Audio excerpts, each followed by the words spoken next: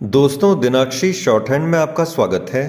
अगर आप चैनल पर नए हैं तो चैनल को सब्सक्राइब करें और बेल आइकन ज़रूर दबाएं। आज की संपादकीय डिक्टेशन 437 शब्दों की एक डिक्टेशन रहेगी जो कि 85 शब्द प्रति मिनट की गति से बोली जाएगी। अगर आपको उस डिक्टेशन की गति को 106 शब्द प्रति मिनट करना हो तो आप YouTube पर स्पीड के ऑप्शन में जाकर स्पीड को 1.25 कर सकते हैं। इस डिक्टेशन की डेमो आउटलाइंस आप हमारे टेलीग्राम ग्रुप से प्राप्त कर सकते हैं।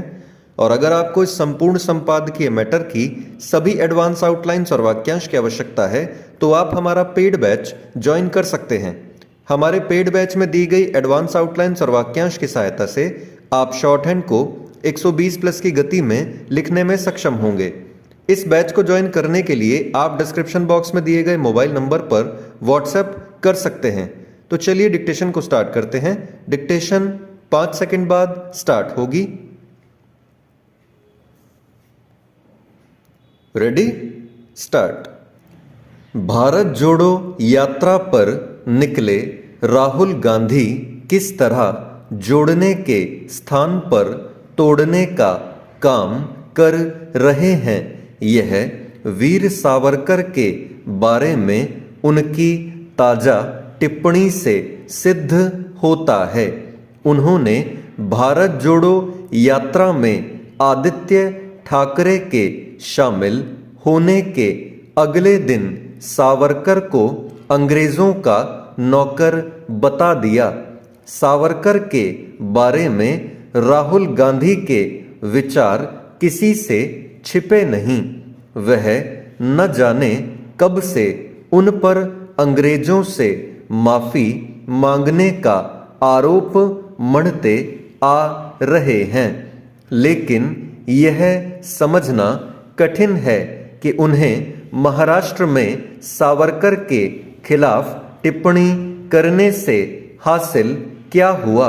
एक ओर उन्होंने सावरकर की जन्मभूमि में ही उनका निरादर कर राष्ट्र के साथ महाराष्ट्र के अनेक लोगों को कुपित किया, और दूसरी ओर सहयोगी दल शिवसेना उद्धव गुट को भी नाराज कर दिया, जिसके नेता सावरकर के लिए भारत रत्न की मांग करते आ रहे हैं।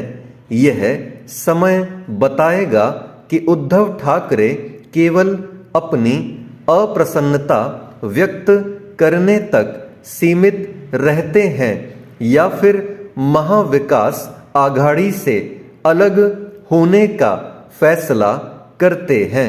लेकिन इतना तो है ही कि राहुल गांधी ने इस गठबंधन में दरार डालने का काम किया है।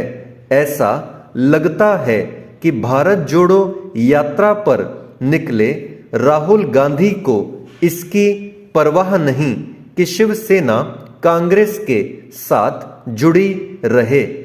हो सकता है कि राहुल गांधी यह समझ रहे हों कि सावरकर के खिलाफ टिप्पणी करने से उन्हें भाजपा और राष्ट्रीय स्वयंसेवक संघ विरोधी अपने रवैये को धार देने और इस बहाने राजनीतिक लाभ लेने में मदद मिलेगी। लेकिन उन्हें यह पता होना चाहिए कि उन्होंने सबसे अधिक मुश्किल शिवसेना के लिए खड़ी कर दी है। सावरकर के अपमान के बाद अपनी विचारधारा से समझौते के आरोपों से जूझ रही शिवसेना के लिए कांग्रेस का साथ देते रहना आसान नहीं होगा। क्या राहुल गांधी यही चाहते हैं कि शिवसेना कांग्रेस से छिटक जाए? उनकी इच्छा जो भी हो, वह सावरकर को बार बार निशाने पर लेकर अपनी राजनीतिक अपरिपक्वता और अदूरदर्शिता का ही परिचय दे रहे हैं। यदि राहुल गांधी वीर सावरकर को स्वतंत्रता सेनानी मानने के लिए तैयार नहीं तो इसका कोई उपचार नहीं, लेकिन अच्छा होता कि उन्हें यह पता होता कि उनकी दादी इंदिरा गांधी उनके बारे में कैसे विचार रखती थीं। इंदिरा गांधी सावरकर को न केवल देशभक्त बल्कि निडर स्वतंत्रता सेनानी मानती थीं। उन्होंने कई बार सार्वजनिक रूप से उनकी प्रशंसा की। इसके अतिरिक्त उन्होंने उनके सम्मान में डाक टिकट भी जारी किया। इतना ही नहीं, उन्होंने सावरकर स्मृति कोष के लिए अपने निजी खाते से अंशदान भी दिया था।